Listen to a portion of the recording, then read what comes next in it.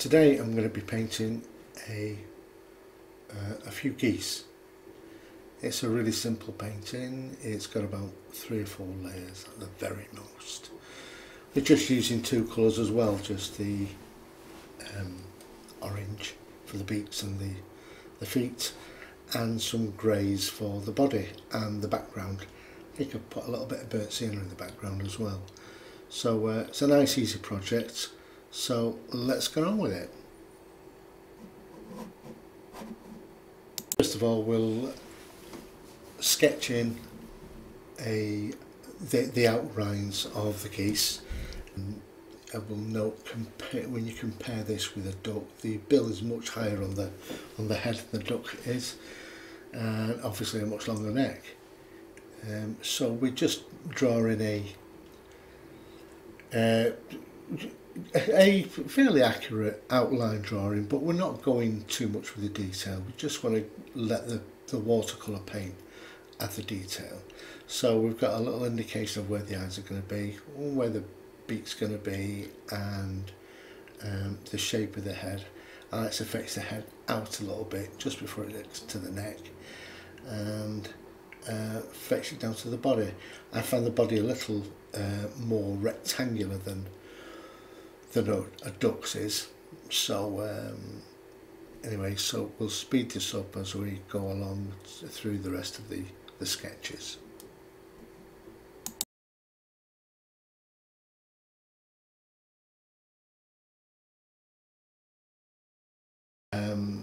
The sketching done. The 2 to the right, I'm going to have those as like silhouettes. So what I'm going to do now is put a background wash on, and I'm not going to be too worried about the paint going over the geese. In fact, that's really what I want to. What I want to do is I'd like to lose a couple of edges to our left of the birds, and have the highlights to the right, so indicating the right is coming from the light is coming from the top right. So we just throw a bit of rough wash in, and I'll use my spray bottle to add a little bit of extra water to that and give it a good shake around. So I've added the water, give it a good shake around now. Let the colours blend into themselves quite naturally. And I always like to use a handkerchief just to lift out some highlighted areas. It seems a little bit more natural than masking off or being too careful with the brush. So you can get a little bit more of a gradiated shadow, or gradiated highlight really, by doing it this way.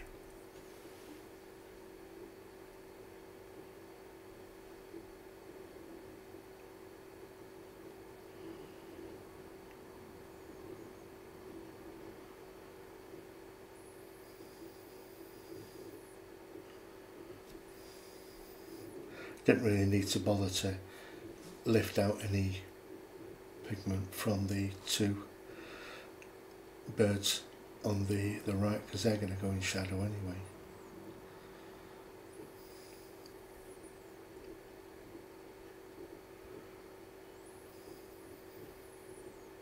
So that's that part done. Now I'm going to just add a little extra pigment to the right side of the birds, which is just going to enhance that shadow a little bit more.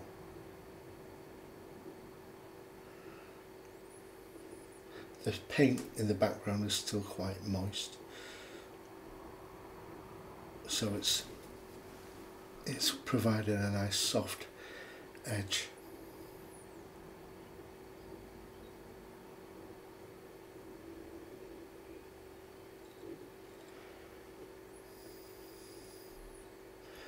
These paints will dry much lighter than they are now, so it's always good to overcompensate colours. when you're putting them in, because you know they're going to completely fade out.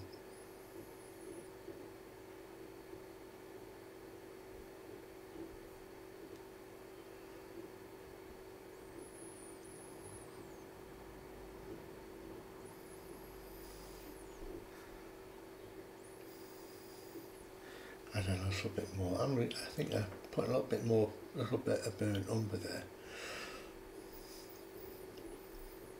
So we've got Payne's grey or a cool grey, whichever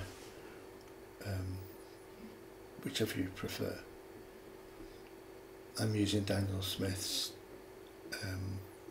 cool grey and a little bit of Van Dyke, just to warm it up a little bit in certain areas. This is a size 6 brush I'm using there as well.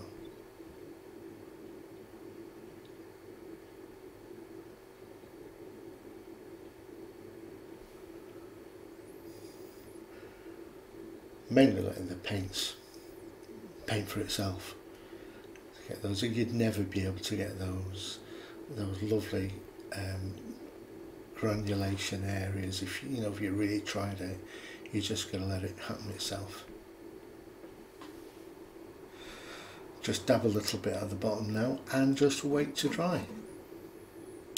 Quite a lot. And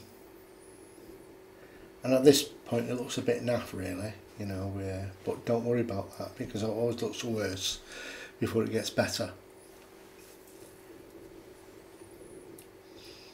So now that's dried out, I'm going to get a little bit of a darker pigment. In fact, what I'll do is, just a darker pigment just to go around the left side of the bird, because remember the right side we've got the light coming through. So I'm using a bit of Payne's grey or cool grey with one brush and just adding a bit of water with another brush now, just letting it bleed out right to the edge. And I have a little handkerchief which I often just take some of the water off my my brush so I can blend things back. Here we go, the furthest part. So this is going to be the darkest part, and just almost putting its tail in shadow here. Just add a little bit of water now.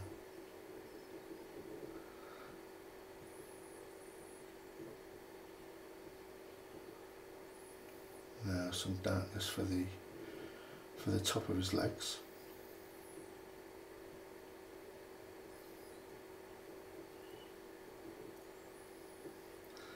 And add a bit of water again.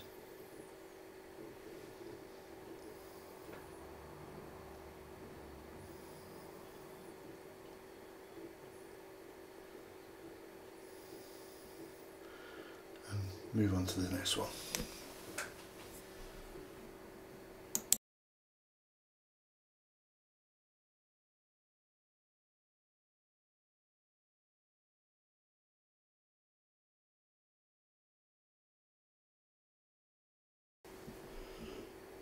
Now at this point here I want to highlight the goose on the far left, so I'm going to add an extra bit of shadow to the other bird's left hand side.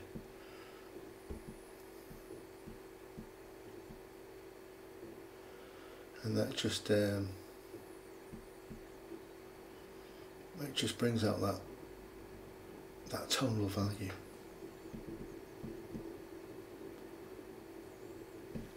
Just keep adding paint, adding water until you're happy with the result.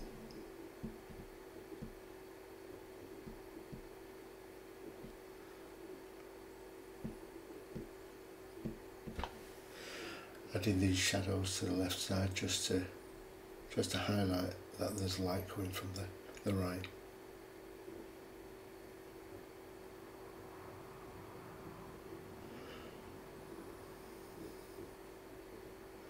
you get a bit too much, you know, always dab a bit off with a handkerchief. So move on to the last bird. Well, the last bird that we're going to put real detail in anyway. The other two just going to be shadows, little silhouettes. It just gives the illusion of having a much more fuller painting and doing very little for it as well.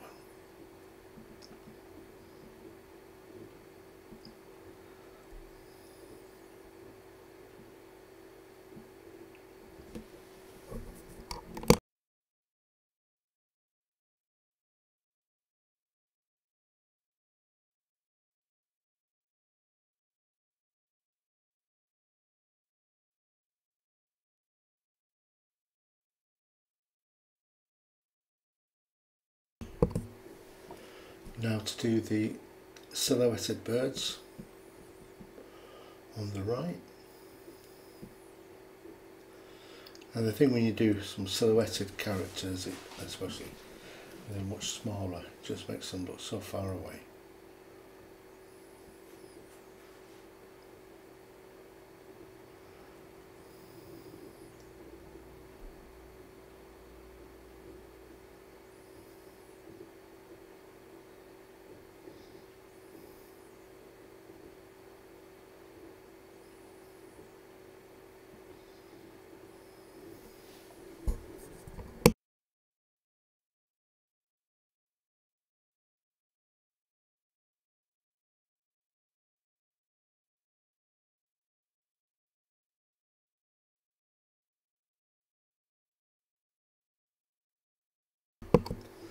And with the final bird on the right, I'm going to try and get a bit of a lost shadow, like a lost edge towards its right.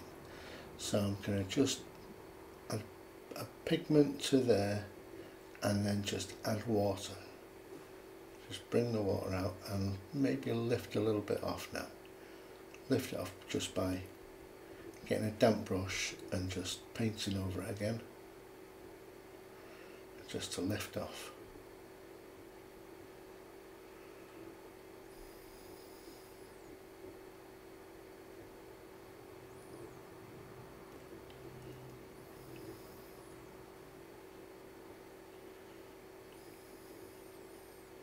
I just added a little bit of colour. I've used a bit of yellow and a little bit of red to create this almost like quite a vibrant orange.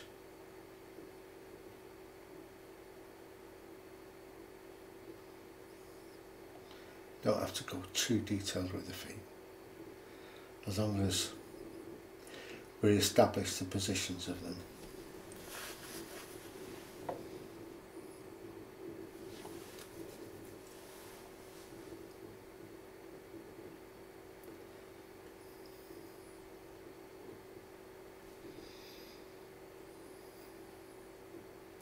And now we're bringing a bit of colour into the picture. It's knocking those other two silhouetted birds right the way back.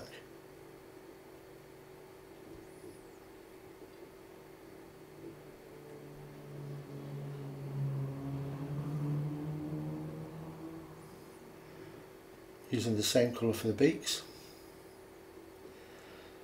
and like all the painting we've done on these birds so far, keep to the same principle: colour to the left and water to the right.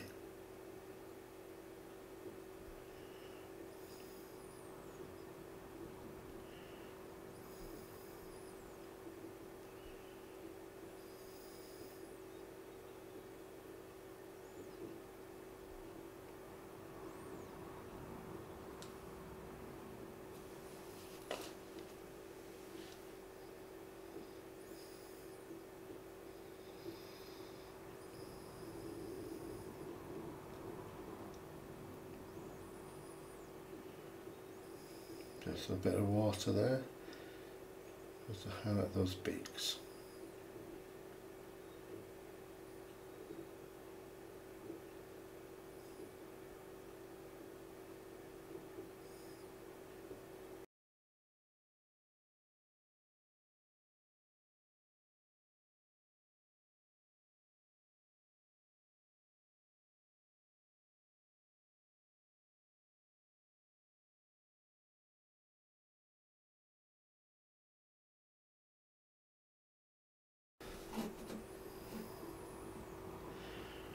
Right, so any pencil marks that might have been on, well, which would have been on this picture now, as it's all dried, I'm taking this opportunity to just get my sturdy rubber on it and give it a good old rubbing out. So we've just got watercolour paint and paper, no marks, no telltale signs.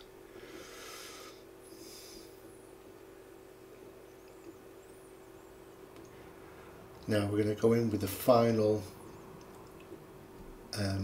detail, and this is where it starts to come together really. We're putting shadows under the beak and extra bits of it. We'll put the eye mark there and extra bits of shadow.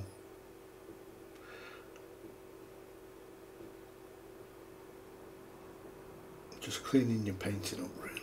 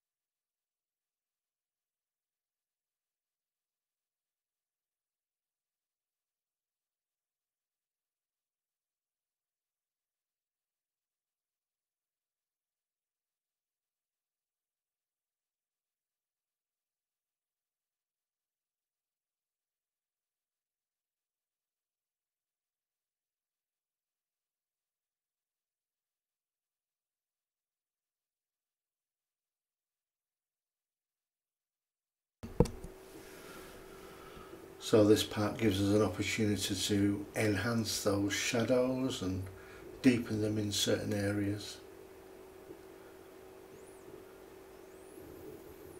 And also if there are stray bits of paint that you're not too happy about, you can add a bit of water and just lift them out.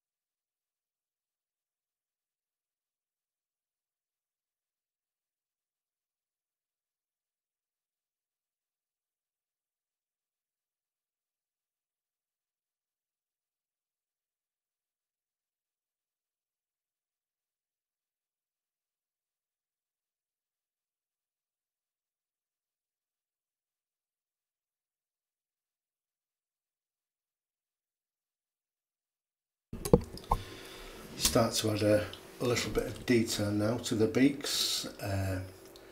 Get a little bit of extra colour, maybe a little bit more red in this mixture of red and orange. I like to use cadmium red and cadmium yellow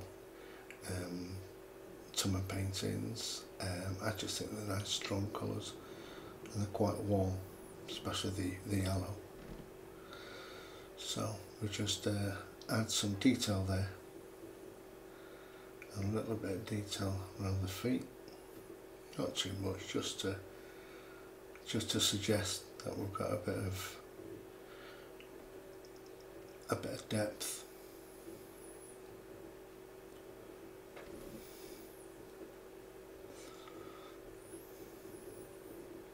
And now I like to get a couple of shadows and then some splashes. Splashes just seem to give a painting a little bit of movement.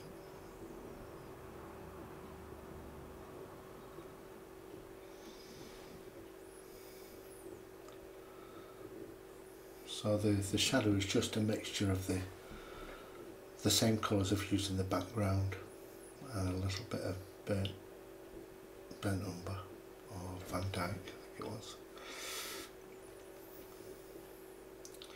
Some deeper shadows again.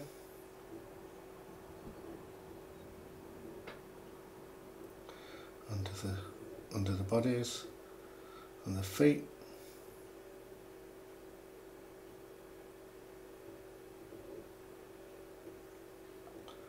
Especially while that paint's wet, it just runs in nicely to it.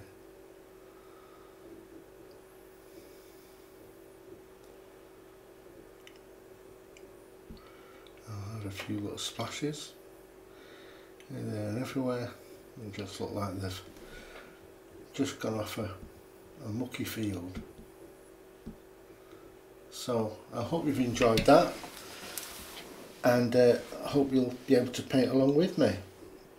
Just go through it step by step. It's a nice easy tutorial, and this is the outcome. Thanks again for watching. Please comment.